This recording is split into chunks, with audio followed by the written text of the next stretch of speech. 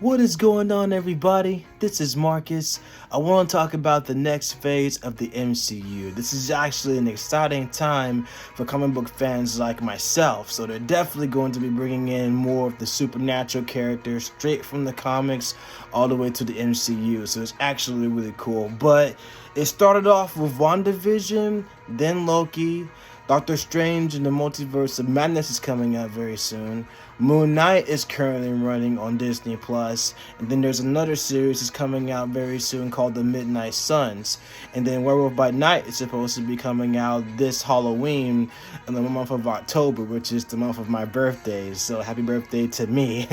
So this is actually really cool. But as I mentioned in my last video talking about Elsa Bloodstone, who's also a member of the Midnight Suns, which is led by Doctor Strange, and it's basically the team of people who have supernatural abilities. So this is going to be really cool. So I think we'll definitely see what's going to happen afterwards in Doctor Strange, the Multiverse of Madness, and where they're going to go from there, because with the different variants and surprise cameos, we'll definitely see what's going to take place after the events of Multiverse of Madness. So, Spider-Man No Way Home was definitely setting up the precipice for Doctor Strange and the Multiverse of Madness, and then it's going to carry on to bringing in more characters as well. But not only characters from the supernatural lore, but we're also going to be seeing cosmic characters as well, with the projects going on right now with Nova, and then Guardians of the Galaxy Volume 3 is going to be coming out soon. We'll see the first appearance of Adam Warlock.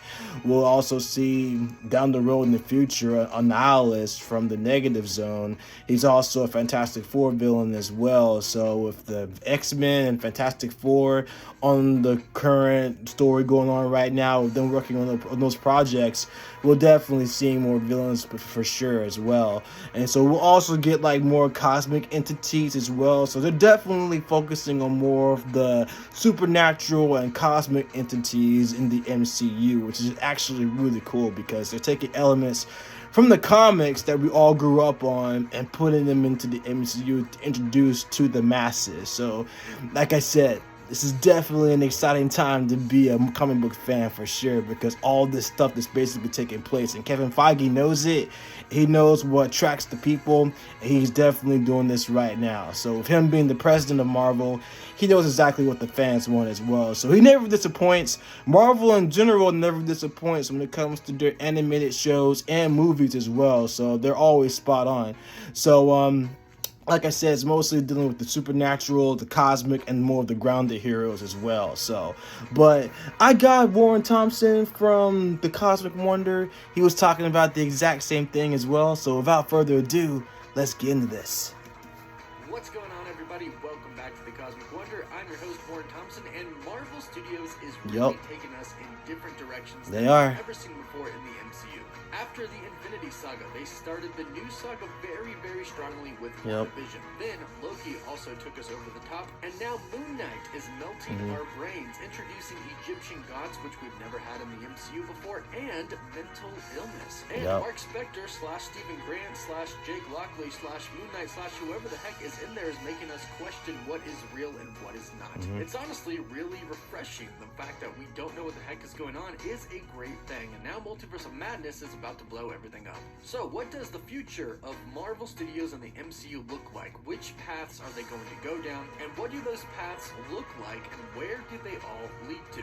That's what we'll be geeking out to in this video. So if you love Marvel and want to stay up to date, be sure to subscribe so you don't miss out on any of the latest videos. So, as far as the future of the MCU goes, there's going to be 3 different sections of the MCU and some big bad villains that are going to be the primary focus of what Marvel seems to be planning. And here's the really cool thing. Some of these sections are going to intertwine with one another, which is where it gets really, really exciting.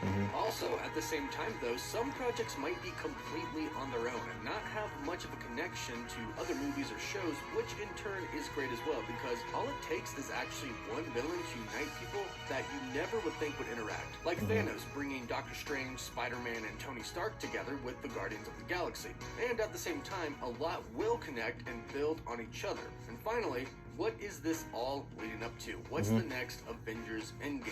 Well, it actually all seems pretty clear when we talk about the 3 different directions that Marvel is going. The first section of the MCU's future that I want to talk about is the cosmic future. Now, this kind of got blown up a little bit thanks to like what I said too. And Moon Knight. But the cosmic section, I think, is actually the one that I'm most excited for. With the cosmic side of the MCU, we're going to get movies and shows like Thor: Love and Thunder, Guardians of the Galaxy Volume 3, Nova, which was recently confirmed to be in development, Ms. Marvel, The Marvels, Secret Invasion, which will also cross into the grounded side as well, the Fantastic Four, which I'm more excited about the cosmic side of things too. Other awesome movies and shows. Now, as you probably could have guessed by the name of this section and by the shows and the movies that are in it, these projects will explore the galaxy, not just Earth. These are where we're going to run into some crazy characters like Beta Ray Bill, High Evolutionary, Adam Warlock, and hopefully, fingers crossed, Galactus, which we're about to talk about in just a bit. But the cosmic side will be our out-of-this-world adventure. Galactus would be the most exciting for sure. In these projects, we'll have some pretty cool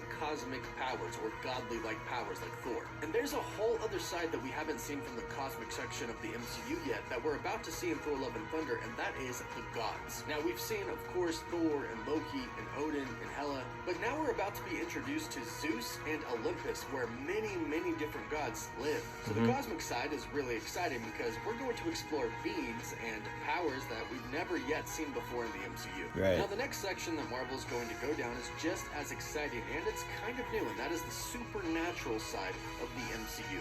Now, WandaVision kicked off this section of the MCU with the Darkhold and Agatha Harkness, and actual witches and witchcraft in the MCU. And now it looks like Doctor Strange in the Multiverse of Madness is going to take it up not 1, not 2, but many steps up. The supernatural side of the MCU is step up, that's for sure. Monsters, our demons, our vampires, and some gods that aren't exactly cosmic gods. I'm talking about Khonshu and Osiris, and the lovely hippo god Taweret. These are your gods that possibly have some Taweret. I can't wait to see Moon Knight episode 5 this Wednesday. It's going to be very insane too. I'm looking forward to seeing what Taweret's involvement is going to be with Mark and Steven. Midnight Suns, the Agatha Harkness show, Werewolf by Night, which should be coming this Halloween, and also whatever future plans they have for the Scarlet Witch. Now, as I mentioned, the supernatural side is going to have some gods, but there could be slightly different gods than the Egyptian gods and gods like Thor and Zeus. And these are going to be the gods that sort of rule over the universe and have possibly created the universe. One could kind of put them in the cosmic section, but we know that it's going to be Doctor Strange who's going to be dealing with the consequences of these gods. The perfect example is the Living Tribunal. The Living Tribunal was mentioned. The Living Tribunal would be cool. Mordo mentions that he had the staff of the Living Tribunal. These are going to be gods that kind of judge the actions of certain people who mess with. We'll probably see the Living Tribunal in Multiverse of Madness. And Eternity? Wow, that's gonna be cool. Get set up by the end of Multiverse of Madness. After all, Steven is kind of getting judged for what he's done to the multiverse in this film. And then there's the grounded side of the MCU. These are going to be the awesome characters like Spider-Man, Falcon, Deadpool, Winter Soldier, Shang-Chi, Daredevil, Armor Wars, She-Hulk, Ant-Man and the Wasp, and She-Hulk as well. Ironheart, and Ironheart, Echo.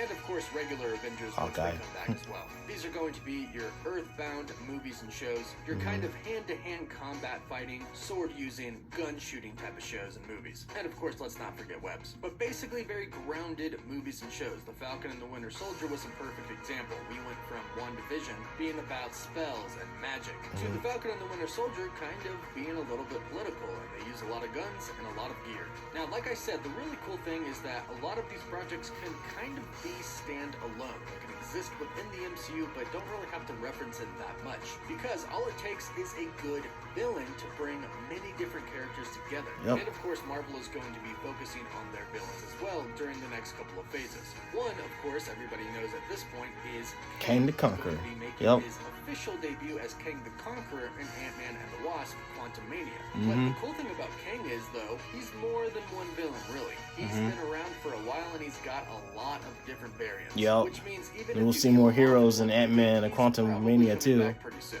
But he's not the only one. Hopefully, Dr. Doom is actually coming pretty soon. We know that a Doom is a threat too. Fantastic Four movie is coming pretty soon. Hopefully, within the next couple of years. Kevin Feige, the president of Marvel Studios, has already said that they are working on this film. And hopefully with that comes Dr. Doom as a villain. Also, hopefully with that comes another villain that leads to a really, really big bad. The Silver Surfer leading to Galactus. All of these villains have the potential to bring all of these different heroes in the different sections together. Kang threatens essentially the entire universe by controlling the multiverse. Dr. Doom has the ability to not only threaten Earth, but become God Emperor Doom and threaten the entire universe as well. And Galactus is literally the devourer of worlds. He will be a huge threat to the entire universe. Each of these villains, or all of them together, would definitely require all of these heroes coming together to fight. Mephisto, oh my gosh. Be the next Endgame. A lot of us have been thinking it for a while, and of course we are talking about Secret Wars Battleworld. The Beyonder. The multiverse kind of breaks and collapses, and we're left with a bunch of different variants of the same people on the same planet. Just imagine multiple Captain Americas, Iron Mans, Wolverines, Deadpools, Spider-Man, all these different variants fighting together alongside with all of the other characters' variants to defeat a bunch of different villains. I think we all know that this would be a lot bigger than Avengers Endgame, and I think it's what Marvel Studios is building up to, especially with Spider-Man No Way Home and Doctor Strange in the Multiverse of Madness. Not to mention Loki Season 2 as well. But regardless of whatever direction they take, Marvel Studios seems to be heading in a very, very good direction, which is really a few different directions, which is nice because things kind of don't get stale and boring, which is what a lot of people feared would happen. But the future is very bright right now for Marvel Studios, but let me know what you think about all of this. Yeah, so Dr. Doom, definitely one of the big bad guys as well. So not only is he a threat on the ground scale as far as like being a king in his home country of Bavaria, but when it comes to power, Doom is also could be a threat on the cosmic ground of things as well, because in Secret Wars he steals the Beyonder's power and becomes a major threat to not only the heroes but the entire universe. So Dr. Doom could definitely be at least the next version, the next baddie for an Endgame Avengers as well, just like Thanos was. So I think between the bad guys that were mentioned, between Kang the Conqueror to Galactus and then Dr. Doom, one of those three is going to be one of the main bad guys for sure. But there's going to be at least multiple bad guys coming in the MCU as well that are straight from the comics. So it'd be pretty cool. So, but heck, I wouldn't mind seeing Moses Magnum, who's also an X-Men enemy as well. So that'll be pretty cool too, though. So, but yeah, I'm actually very excited. This is a great time to be a comic book fan. So it's really cool. But what do you guys think? Comment down below. Let me know what you guys think. Like this video, share this video, subscribe to my channel. I love you guys so much. Thank you so much for hearing me out. I love you guys. I'll see y'all in the next one.